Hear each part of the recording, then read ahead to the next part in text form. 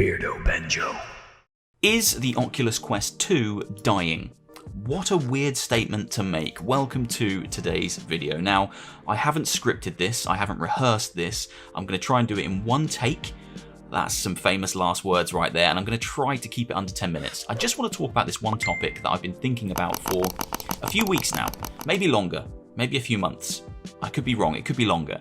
I've been thinking about what it must be like to be a Quest 2 owner who doesn't have access to a PC, therefore doesn't have access to PC VR content, and what it's like to be one of those owners during these prolonged periods of content drought. We're experiencing one right now. We're going through an incredible period of prolonged content drought on the Quest 2. There hasn't been a big meaningful release for quite some time, and it feels like everyone's just sitting around waiting for that next big game to come out to draw them back to the Quest 2, which led me to that title of Is the Quest 2 Dying? Because I think that sentiment sums up what it must feel like, and what it does feel like, even for me with a PC, to be a Quest 2 owner at certain times. It feels like the Quest 2 lays dormant for quite a long time, then comes back to life, and then quite quickly goes dormant again. Now, let me preface this video by saying this. I am a huge fan of the Oculus Quest 2. That's a well-documented fact. I've said it on the channel multiple times. I've sung this thing's praises time and time again. I've gone to bat for the tech, and I genuinely love the fact that it's opened the doors for a whole new generation, a whole new group of people to be able to get VR into their hands and into their homes. I think the good that Quest 2 has done in terms of selling VR to the masses, or starting to sell VR to the masses, is huge and can't be understated. In the next 5, 10, 15 years, when we're all playing around with even more fancy headsets and we're getting better content and better games because VR started to grow beyond what it's currently sitting at, the Quest 2 will have a lot to do with that success because of what it started here. So I just want to say that I do love the Quest 2. This isn't a doom and gloom video. It's just me getting some thoughts out, because the Quest 2 is in a strange place. The Quest 2 is a strange piece of kit, and we're experiencing something we haven't seen before, because the Quest 2 can quite comfortably be compared to a console, more so than being compared to a PC VR headset. And if you compare the Quest 2 to a console, because it is a standalone unit and it doesn't need anything else to run, a typical console cycle tends to be 7 to 10 years. But the Quest 2 feels like after 1 year it's already being usurped by things on the horizon that haven't even been announced yet. People are already starting to look to the future, and the Quest 2 is not really putting out enough content to keep people playing constantly on this piece of hardware right now. So for some people it must feel like their investment, the Quest 2, the thing they just bought, the thing they probably at one stage really loved, is dying. Now, I don't think it actually is, but it's an interesting thing to talk about. And I'm going to break it down into 3 points. Now, the first thing I want to talk about is games, content, and software, which is a conversation that comes up constantly when you talk about VR, but I think it's more evident on the Quest 2 than it is in PC VR, or when you have access to PC VR. So the Quest 2 is in desperate need of more meaningful titles, more big meaningful VR games that people want to play for prolonged periods of time. Currently, what it feels like is everyone's sitting around waiting for the next big thing. So right now, what are we all waiting for? We're waiting for Resident Evil 4, we're waiting for After the Fall, Song in the Smoke, I feel like I've got that name right, I hope I have, Green Hell VR, the second part of Jurassic World, and the second part of Star Wars, Tales from Galaxy's Edge. So that's 6 titles that currently do not have release dates, that we all seem to be looking forward to and waiting for. Something to give us a reason to jump onto the Quest 2 and play with it. Something to get us excited. Now, I'm in the fortunate position of having a PC, so my Quest 2's usefulness extends far beyond just using it as a standalone VR headset. I've recently, over the past 2 months I think, been using the Quest 2 less and less for standalone games, and more for plugging it into the PC, going through my Steam back catalogue of hidden VR gems, and trying out VR mods on flat screen games, or using Vorpex to play things that traditionally shouldn't be in VR. So I'm trying to create experiences for my Quest 2 to facilitate for me. The Quest 2 isn't giving me experiences at a steady enough rate as a standalone piece of hardware. Now that comes from the fact that currently in terms of VR development, we only have smaller developers creating these games for us. Now these smaller developers don't have the budgets to be able to make things that are, I guess, as expansive as maybe we'd want. So games that can keep us coming back time and time again, games that can keep us invested for 10 hours, 20 hours, 30 hours. Most VR games that are coming out right now are quite fleeting. You'll play them, they will hook you for launch day, and either you'll finish the game because it's only between 1 and 3 hours long, or you'll see everything there is to see within the first hour and you won't feel the need to pick it back up again. Now that isn't the fault of the developers. These developers that we're leaning on right now are extremely passionate and they are giving us great products, but they are small teams and they don't have the budgets. Now, if big developers were to come along and start making games for VR, yes, we'd get much bigger, more expansive experiences with higher budgets and with the publishing houses to push these things out there to advertise them in the right way. But they'd also bring their own problems with them. They'd bring microtransactions and all that, but that's a different conversation for a different day. But we're not going to have those big AAA developers starting to make games for us until VR gets bigger. And right now it's too small to entice them in. They're not interested because they're not going to make enough money from VR. So we have to rely on these smaller games, these smaller productions that carry us from one point to the next, to the next, to the next. But that's a problem. So something I've alluded to throughout this video so far is the fact that the Quest kind of sits dormant for most people between big releases. I think that's probably a common through line. If you were to talk to everyone who owned a Quest, that's something you'd probably see coming up quite a lot. How often do you use it? I think most people will pick it up and use it when something comes out that interests them, and that's kind of it. And at the moment, there's a huge gap in between those big meaningful releases, and when they do come out, they're not engaging to hold us and keep us playing for a long period of time. It's launch day or launch week or launch window, and then the game's either done and we put it away, or it just didn't do enough to keep us interested.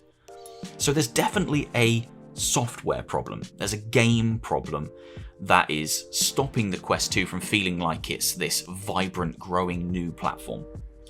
The second point, is very connected to that first point, and that's, again, comparing the Quest 2 to a console, let's say, a traditional console like the Xbox or the PlayStation. The Quest 2, for me anyway, and I think for a lot of people, doesn't have enough big, sticky experiences that give you reason to go back to them after completing them or after playing for a certain amount of time. Whereas consoles have a huge amount of games that I can jump back into during prolonged periods of content drought. Because right now there aren't many console games coming out either. It's the summer, and most games tend to come out October through February. But right now, if I was to jump back onto my PlayStation or PC, I know I can jump back into Dark Souls, or I can hop into some Apex, or Warzone, or Fall Guys, or Fortnite, or whatever it might be. There's enough experiences in console gaming or PC gaming that I can revisit over and over again, and they're meaningful enough for me to have a great time and for me to be able to tackle them in a different way than I did before. The Quest 2 doesn't have that. Now you could argue that PC VR does that, but we're talking about Quest 2 as a standalone headset. Most of the games are extremely fleeting, and they don't give people enough reason to come back and play them time and time again. So, once again, the headset lays dormant and it feels like it's dying. It feels like it's not taking any meaningful strides forward. It's not pushing the medium because we're not seeing enough content coming through.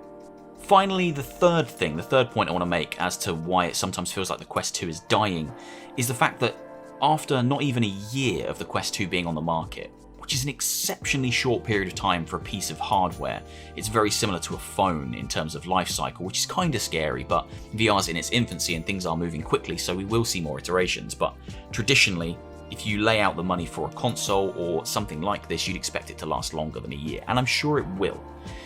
But we're not even at a year yet, and people are already talking about and getting excited for the next thing. So we're already talking about Quest Pro, we're already talking about Quest 3, and we're already talking about a Valve standalone VR headset. And not only that, we're looking at Pico Neo, who have now been acquired by the TikTok parent company, and looking at what they're going to be bringing to the world in terms of a VR headset. So we're already looking for new hardware and already getting excited about new hardware possibilities when we've got this headset, which is still very much in its infancy, which can't present to us enough content to keep us playing with it regularly enough. But we're already looking forward to the next thing. We need to fix the content problem before we chase new hardware, I think, personally. But it's interesting to me that a headset as cool as this, something as interesting as this, which has captured the hearts of so many new people, is already being disregarded in favour of something that isn't even out yet. We're already looking at the Quest 3 and thinking, oh, I can't wait for the Quest 3, what's that going to have?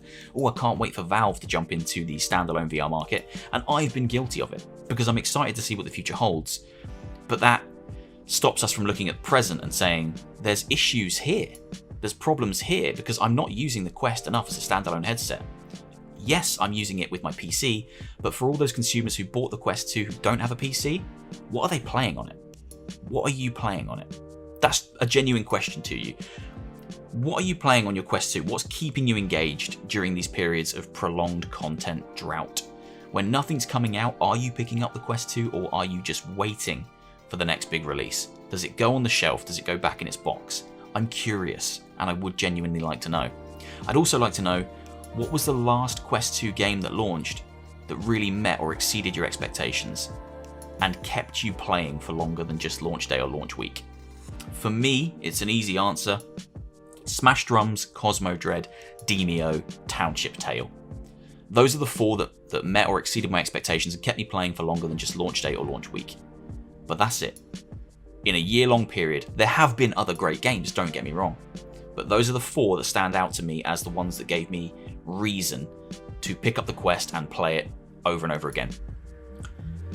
It's an interesting conversation, and that's all I'll say on it. I'm going to just wrap it up there. I think the Quest 2 is in an interesting place.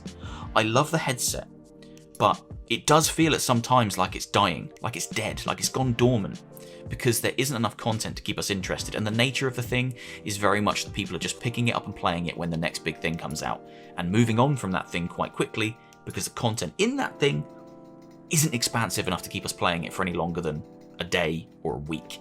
And that is kind of what I think is at the root of all the problems of standalone VR right now. The Quest 2 is great if you have access to a PC, because you have other things you can do with it, but if you're just using it as a standalone headset, you're just waiting for the next big game. And until games become more expansive and grow out beyond just quick flash in the pan 1 to 3 hour experiences, it's going to always feel like it's dying, or it's going to always feel like it's gone dead for long periods of time. So is the Quest 2 dying? No, I don't think it's dying, but I do think it goes into hibernation quite often in these long periods of time, and I think we need to fix the content problem before that goes away. I think that we do need to start bringing in bigger developers. They do need to start taking note, but they won't until the money's there. So it's a waiting game. It's just a waiting game. We're waiting for VR to grow bigger, to bring those developers in, to give us better experiences. I think we'll start to see that around the launch of PSVR 2, but who knows? What do you think? Do you play the Quest religiously? Is it something you use all the time? Are there games you visit weekly? Or is it, like I say, something that goes dormant for quite a long period of time and then you pick it back up when a new big game comes out? I know a lot of people will use it for fitness, so it'll be part of a daily routine, but I'm talking gaming. That's kind of where I'm coming at. That's the channel's ethos. That's where I'm from. My background is gaming, so as a gaming tool, it's just an interesting conversation. I'm going to leave it there. I hope you've enjoyed, guys. This isn't meant to rile anyone up. This is just a thought I've had, and I do really love the Quest, but sometimes it does feel a little bit dead. I hope you enjoyed. If you did, please do leave a like, leave a comment, and hit subscribe, and I'll see you soon for another one. Take care of yourselves, guys. See you later.